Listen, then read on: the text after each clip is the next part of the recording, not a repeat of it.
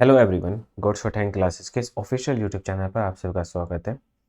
तो आज हम जानने वाले हैं कि जब हम डिक्टेशन लिखें या फिर ट्रांसक्राइब करते हैं तो उस टाइम पर क्या हमको ग्रामर का ध्यान रखना बहुत ज़्यादा ज़रूरी है या हम उसको इग्नोर कर सकते हैं, या फिर हम इसको इस तरीके से ले सकते हैं कि क्या सर ग्रामर आना बहुत ज़्यादा ज़रूरी है अगर हम शॉर्ट हैंड कर रहे हैं तो आइए स्टार्ट करते हैं इस पर ये टॉपिक।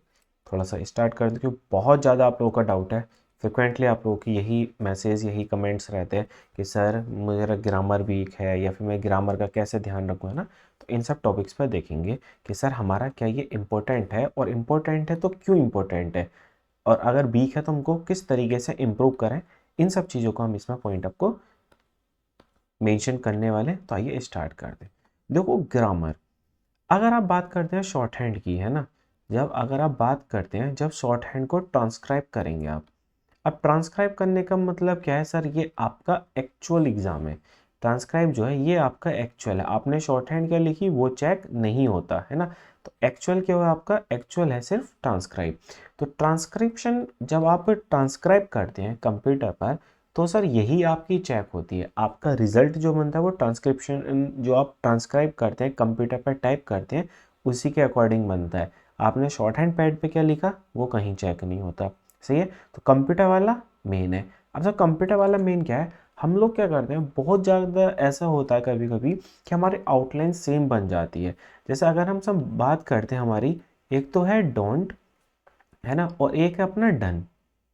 डोंट और डन दोनों की आउटलाइन अगर हम देखेंगे तो लगभग अप्रोक्स सेम ही बनती है ना। बस सर ये हाफ बनेगी हाफिंग प्रिंसिपल टी के लिए, ये सेम, लेकिन सर स्पीड में इतनी जल्दी हाफिंग नहीं हो पाता।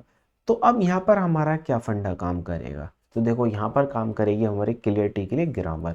अब सर ग्रामर किस तरीके से वर्क करेगी, तो आइए देखते हैं। आपको इंपॉर्टेंस बताते हैं ग्रामर की इंपॉर्टेंस है क्या ट्रांसक्राइब करते समय या फिर हमारी लिखते समय। तो देखो अब ये डन, डन ऑटोमेटिक क्या है, डन है सर हमारी मेन वर्ब की थर्ड फॉर्म, सही है। लेकिन सर अगर हम डोंट की बात करते हैं तो डोंट क्या है, ये है हमारी हेल्पिंग वर्ब।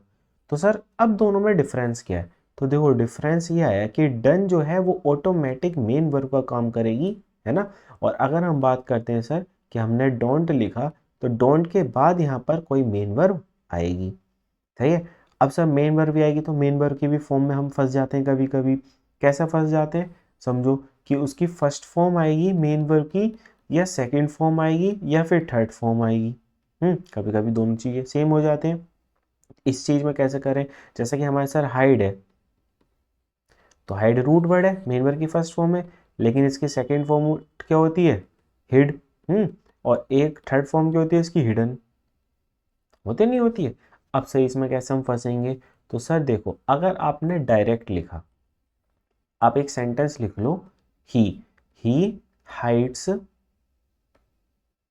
माई बुक, उसने मेरी किताबें छिपा दी, है ना। आप अगर शॉर्ट हैंड में लिखोगे तो ही हाइड्स माई बुक, कंप्लीट हो गया।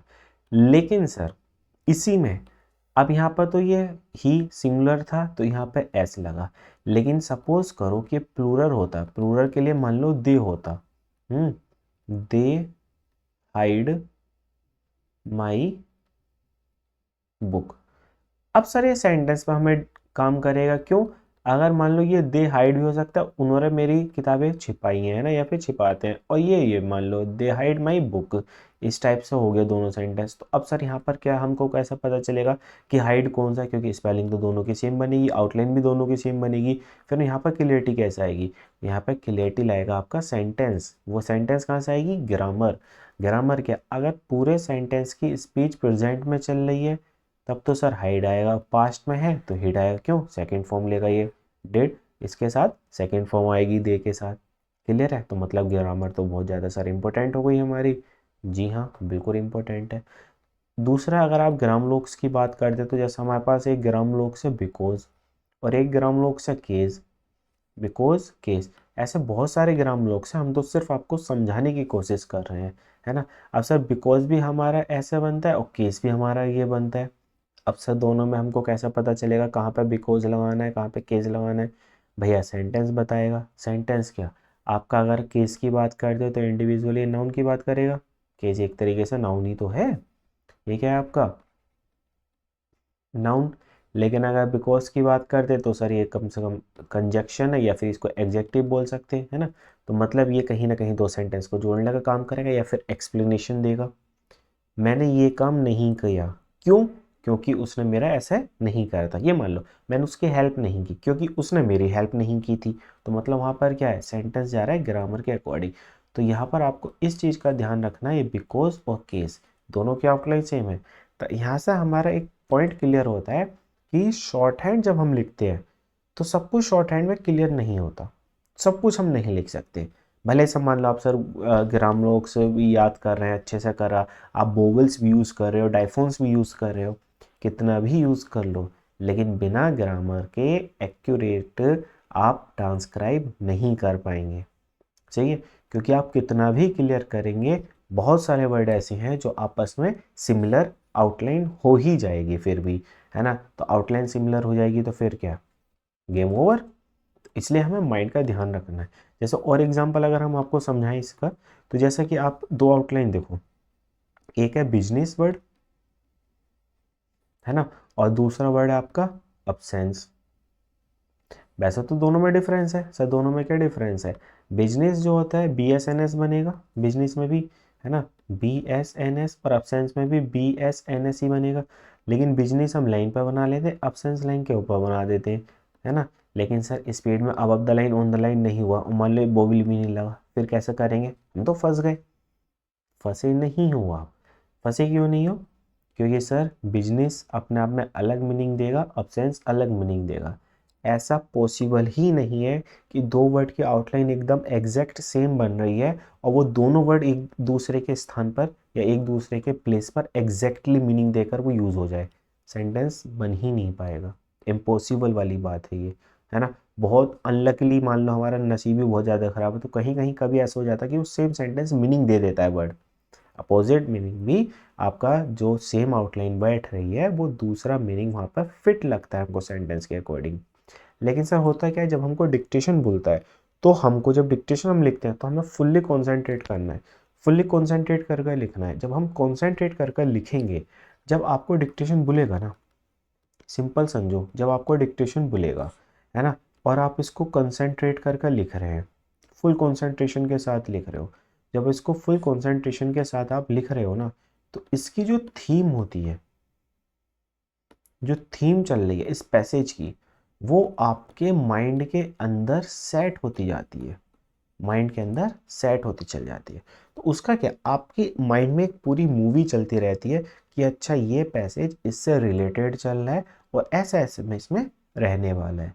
तो जब आप पैसेज को समझते हुए लिखते हैं तब आप ट्रांसक्राइब करेंगे ना, जब आपको बहुत ज़्यादा इजी और कंफर्ट रहेगा। क्यों? क्योंकि आपके माइंड में एक थीम है, पहले से एक टॉपिक है कि ये वाला टॉपिक जो है, ये पैसेज जो इसके ऊपर चल रहा है ना, जब उसके ऊपर चल रहा है तो आपका जो माइंड आपको ट्रांसक्राइब करते समय पे वर्ड को कमांड देगा, है ना, तो वो उसी पैसेज से रिलेटेड देगा, एक्स्ट्रा इधर उधर की नहीं देगा। एक्स्ट्रा नहीं देगा इन द सेंस मतलब सर मान लो आपका नेचुरल कैलेमिटी पे चल रहा है ना, आपका नेचुरल कैलेमिटी पे चल रहा है, अब कोई वर्ड फंस गया आपका, अब जैसे मान लो आपका डॉट फंस गया, ये डॉट लिखा आपने, है ना, तो आप इसको अब कुछ और नहीं पढ़ सकते। क्यों? क्योंकि आपका पैसेज नेचुरल कैलेमिटी पर है, तो माइंड आपका जितना भी करेगा इसी पर करेगा, है ना। जैसे टाइफून्स है ना, टाइफून लिख लो, TFNS टाइफून्स, है ना, टाइफून हमने लिख लिया, तूफान।